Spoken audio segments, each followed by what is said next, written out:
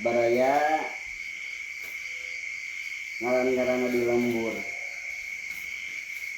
hirup mah biasa-biasa tapi pelajaran anu luar biasa subhanallah. Isuk-isuk ka sawah beurang kakenaan ku panas sore capek tapi hati tenang pisan sebab kebahagiaan teh lain diukur ku harta kadeta